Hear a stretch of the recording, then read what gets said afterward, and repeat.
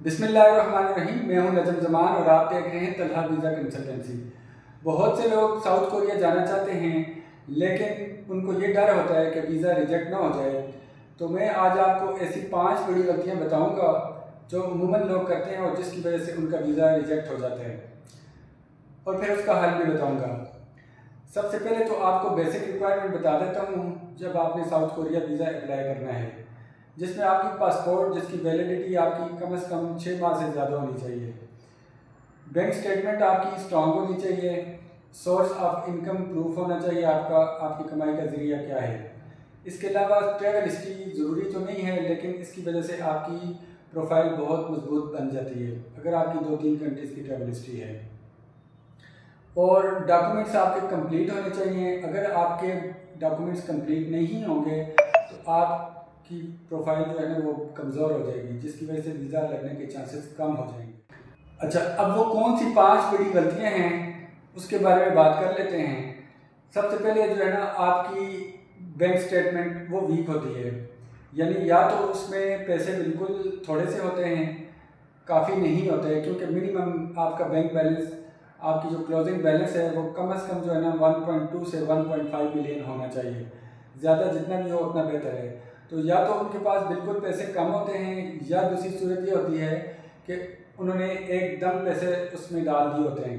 Last time जब वो apply करने लगते हैं तो किसी से पैसे पकड़े और बैंक में डाल दिए, तो ये प्रॉपर मेंटेन नहीं होता अकाउंट। ऐसे मेंटेन रखना है कि जिससे पता चले कि आप वाकई कोई बिजनेस कर रहे हैं और डेली की ट्रांजैक्शन आ रही है, या अगर आप जॉब कर रहे हैं तो मंथली सैलरी उसके अंदर शो होनी चाहिए। तो आपकी बैंक स्टेटमेंट जो है ना वो स्ट्रांग होनी चाहिए, प्रॉपरली मेंटेन भी होनी चाहिए। दूसरी बड़ी गलती फेक डॉक्यूमेंटेशन।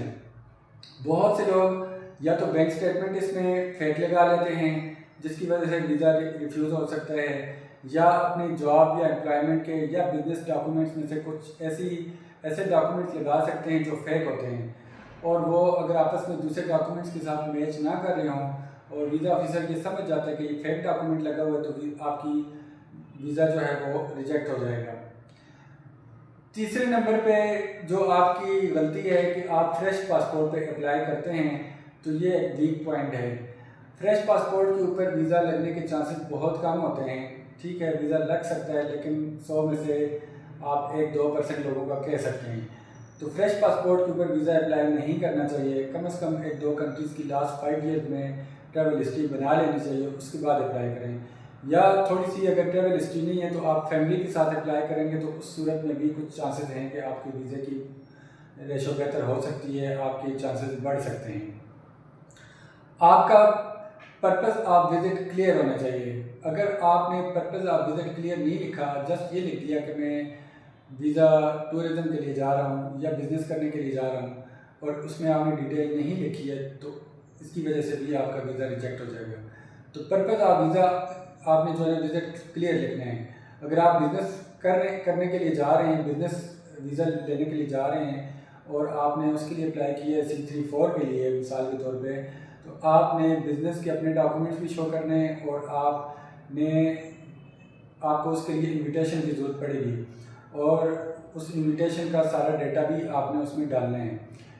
अगर आप टूरिज़म के लिए जा रहे हैं तो आपने वहाँ की C39 के ऊपर अप्लाई करना है, और साथ आपने ये बताना है कि आपने किस फ्लाइट से जाना है, किस दिन को जाना है, आपका होटल स्टे जो है वो उसकी आपके पास रिजर्वेशन होनी चाहिए।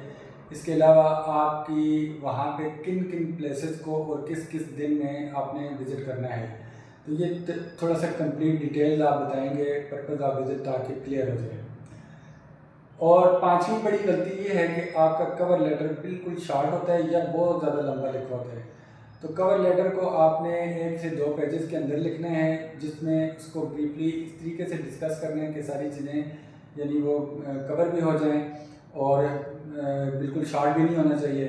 तो आपने कवर लेटर को थोड़ा अच्छे से एक्सप्लेन करना है, उसमें सारा कुछ बताना है आपने अपने बिज़नेस के बारे में, या अपने सोर्स ऑफ इनकम के बारे में, अपनी पर्सनल डिटेल देनी है उसके अंदर, ट्रैवल हिस्ट्री के बारे में उसमें बताना है आपने, अपनी फैमिली के बारे में कुछ बता देना है आपने।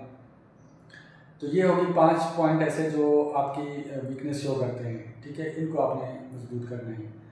सोल्यूशन क्या है उसके बारे में बात कर लेते हैं। तो जैसे मैंने बात की थी बैंक स्टेटमेंट की, तो बैंक स्टेटमेंट आपने प्रॉपरली मेंटेन करनी है।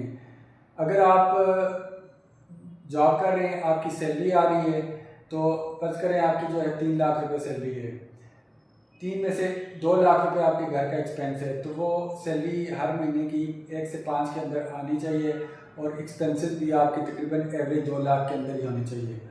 ऐसा नहीं है कि एक मंथ में आपने जो उसमें से जो है ना 3 लाख सैलरी आ रही है और 4 लाख रुपए 5 लाख रुपए उसमें से आपने निकाल लिए, या फिर इकट्ठा एडवांस आपने कहीं से पकड़े पैसे 8-10 लाख रुपए और वो बीच में डाल दिए। तो ऐसा नहीं करना, वो सैलरी उसी तरीके से चलनी चाहिए और उसके एक्सपेंसेस भी उसके साथ मैच होने चाहिए।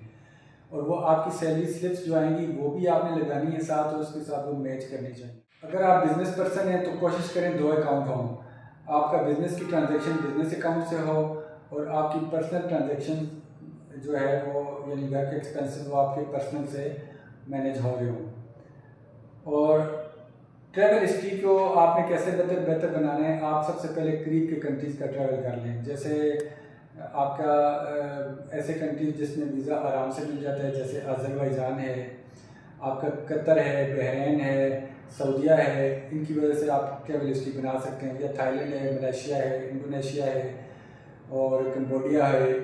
तो इन कंट्रीज़ का वीज़ा आराम से मिल जाता है, इनकी ट्रैवल हिस्ट्री आप बना सकते हैं, तो आपकी प्रोफाइल मजबूत हो जाएगी। अब जिसकी लास्ट 5 ईयर में ट्रैवल हिस्ट्री अच्छी होती है उसके चांसेस ज़्यादा हो जाते हैं। कवर लेटर आपने प्रॉपर लिखना है और उसके अंदर आपने इन सारी चीज़ों को अच्छे तरीके से डिस्कस करना है। और इसके अलावा आपके सारे डॉक्यूमेंट्स मैच होने चाहिए। आपकी सैलरी स्लिप्स हैं तो वो आपकी बैंक स्टेटमेंट के साथ मैच होनी चाहिए। आपका बिजनेस है तो बिजनेस भी आपका शो होना चाहिए, आपकी बिजनेस की ट्रांजैक्शन भी शो होनी चाहिए उसमें। आपका लेटर हेड, आपकी बिजनेस कार्ड, आपका अगर चैम्बर बना हुआ है वो भी साथ लगाएं, वो सारी चीज़ें आपस में मैच होनी चाहिए।